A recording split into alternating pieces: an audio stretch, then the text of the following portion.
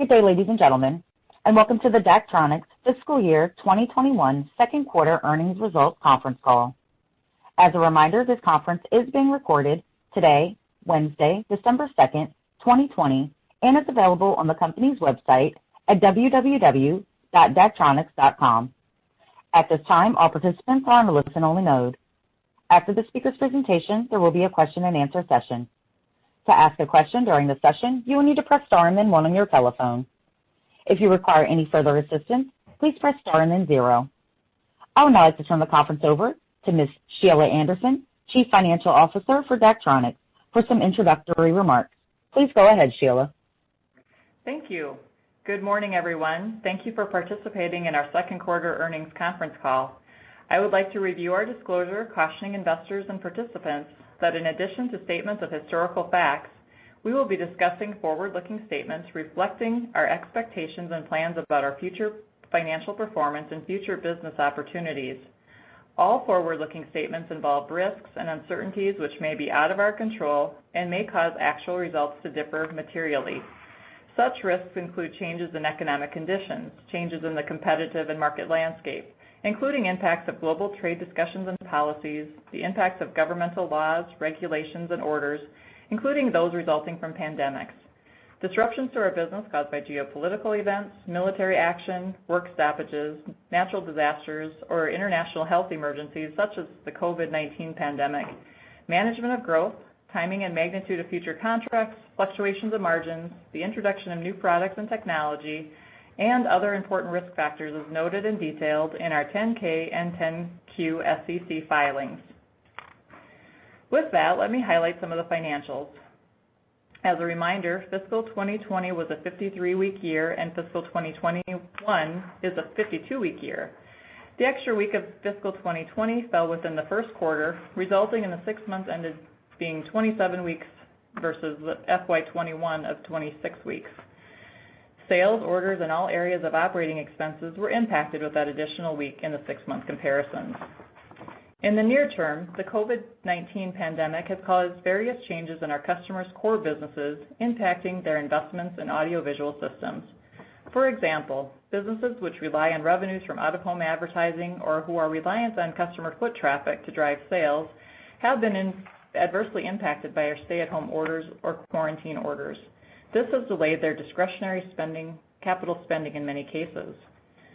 Many businesses using our displays for self-promotion or on-premise advertising have reduced budgets for the foreseeable future, and some have pulled back spending. But we have also seen businesses choose to utilize displays as a part of their recovery to drive an increase to their locations. Venues hosting sports, entertainment, and other events have seen limitations on the number of people allowed to gather, causing reduced attendance or cancellations. This has adversely impacted many sources of in-venue revenues and subsequently delayed expected spending on display projects. Educational campuses using displays for communication with students, parents, and other visitors have had varied impacts to their investments in audiovisual systems.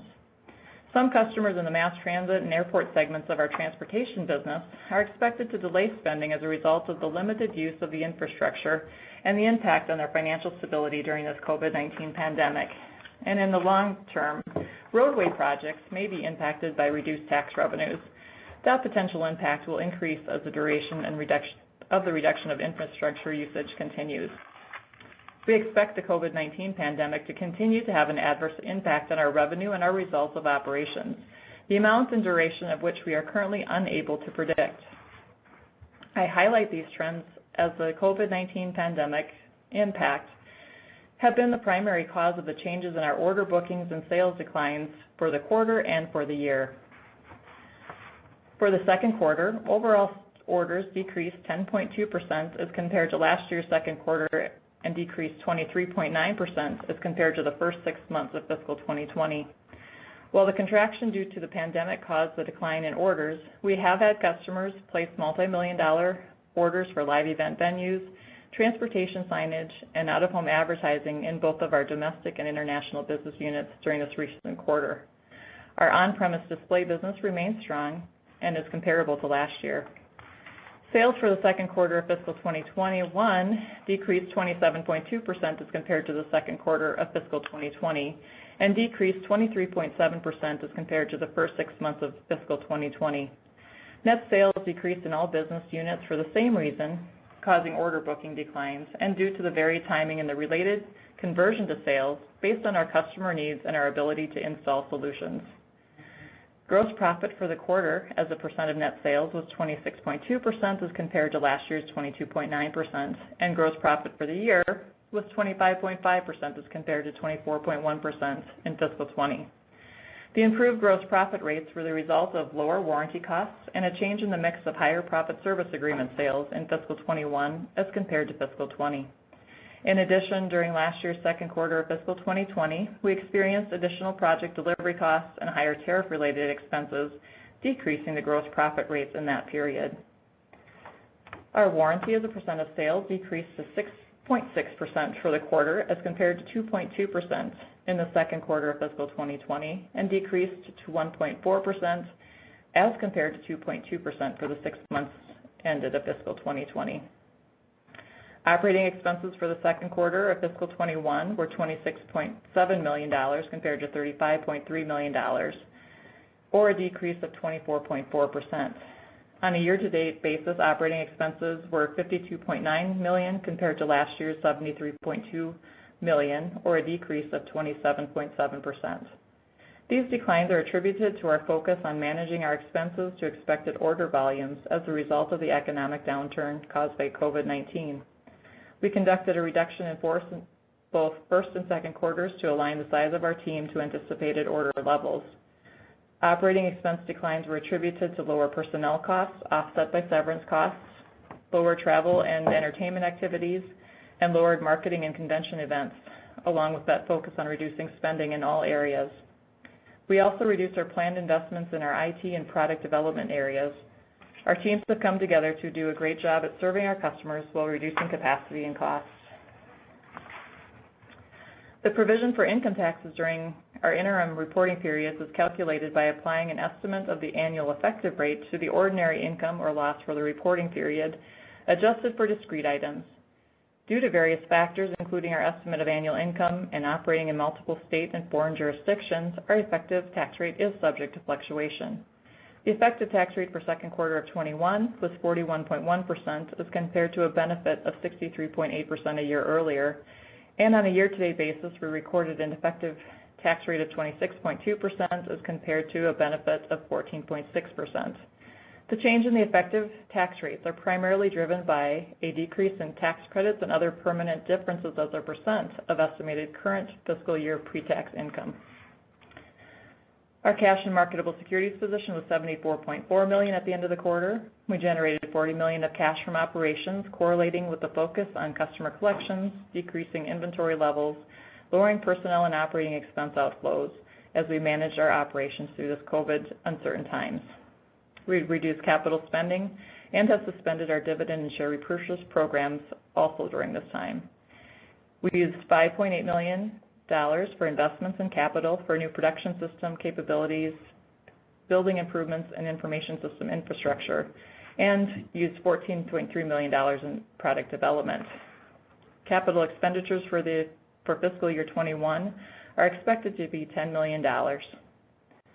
Our product backlog is $201 million, which we expect to convert to sales over the coming 2 to 3 quarters.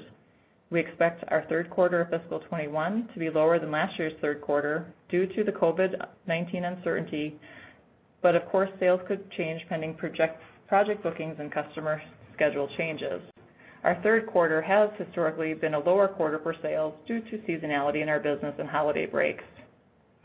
I'll now turn it over to Reece Kurtenbach, our Chairman, President, and CEO, for a few comments. Thank you, Sheila. Good morning, everyone. As Sheila highlighted, for the first half of the year, we have managed operating expenses and working capital to align with expected declines in orders and sales as our customers adjust to the economic and business implications of COVID-19. Even in these challenging times, customers have placed orders and continue to invest in their businesses.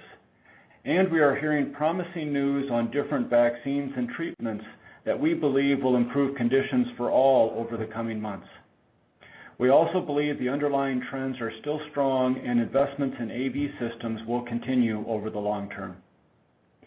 We have carefully reduced and continue to strategically make choices on levels of investment in capital assets and development while focusing on positioning ourselves for a strong recovery when the crisis is over.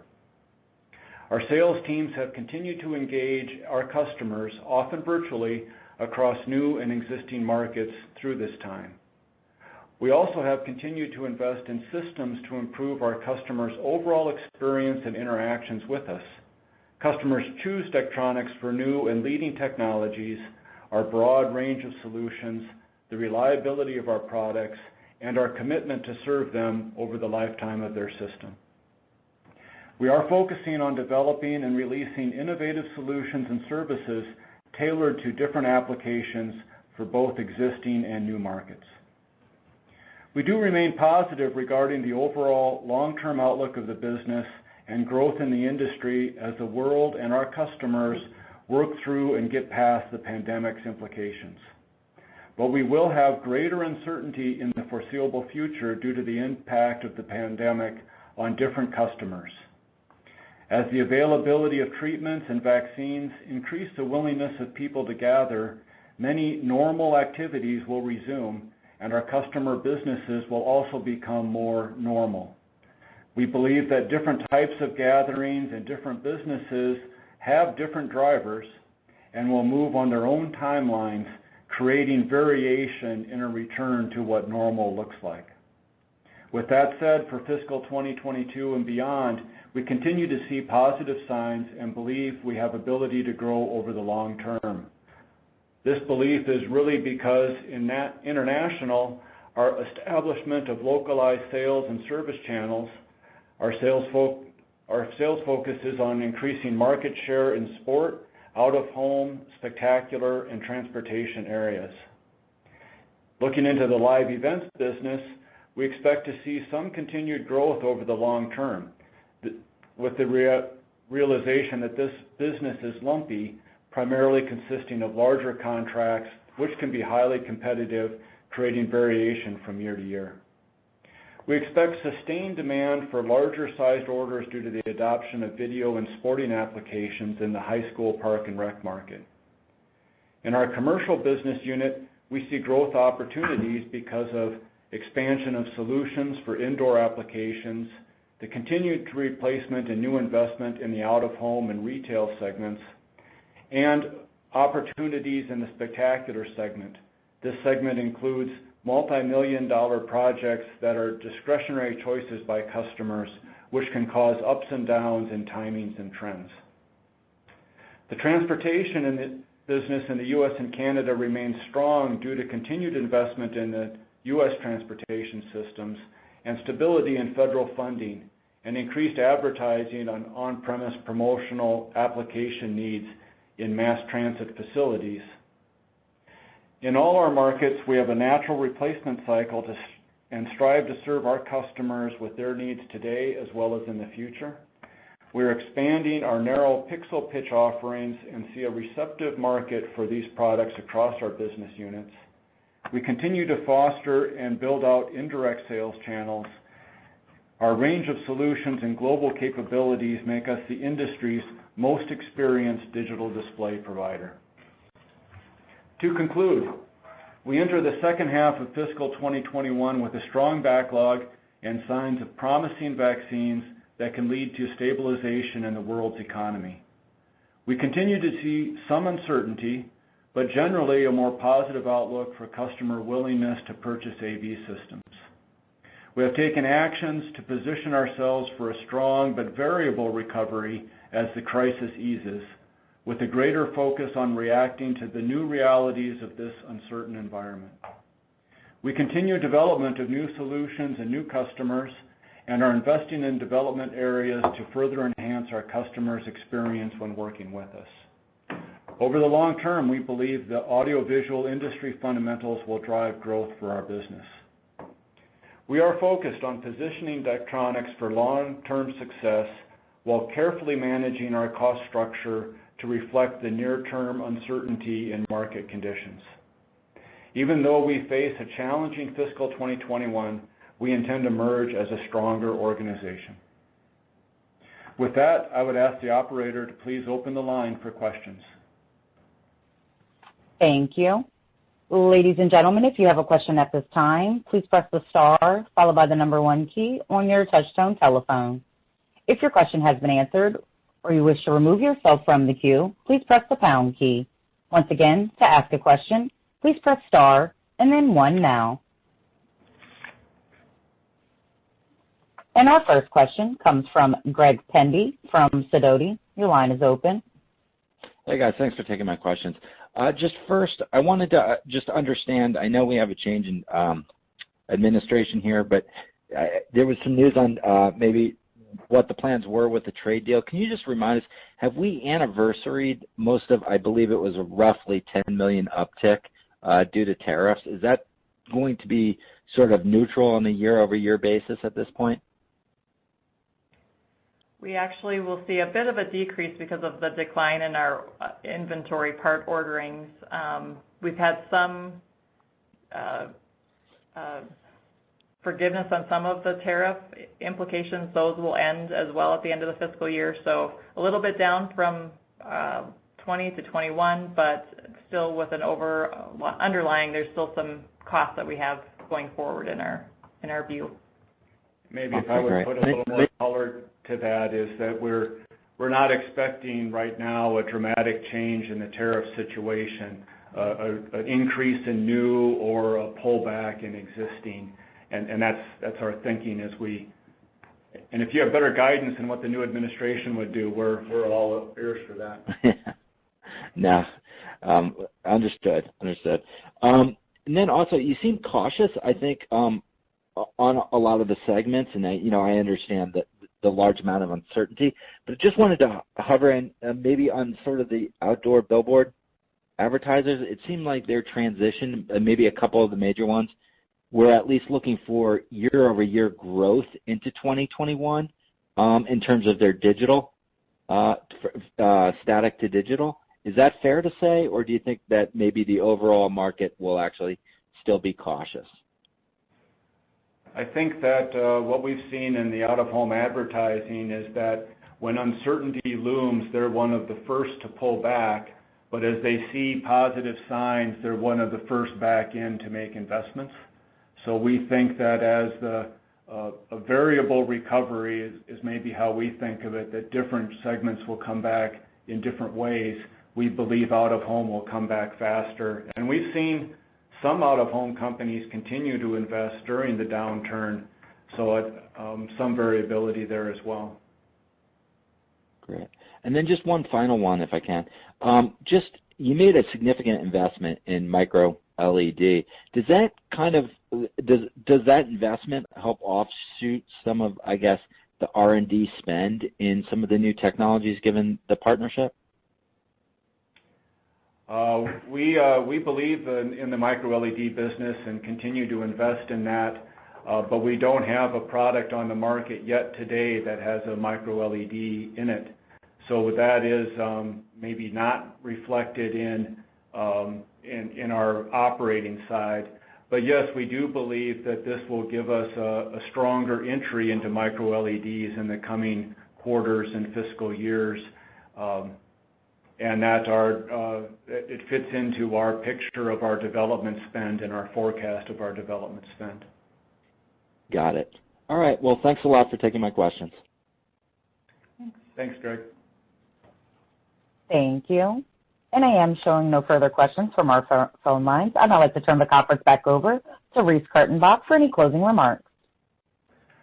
Well, we appreciate everybody joining us this morning. We know these are strange times, but we hope that you have the best holiday season possible and that we all enter the new year and have a more positive outlook. And we look forward to talking to you next May. So thanks, everyone. Bye-bye. Ladies and gentlemen, this concludes today's conference call. Thank you for your participation, and you may now disconnect. Everyone, have a wonderful day.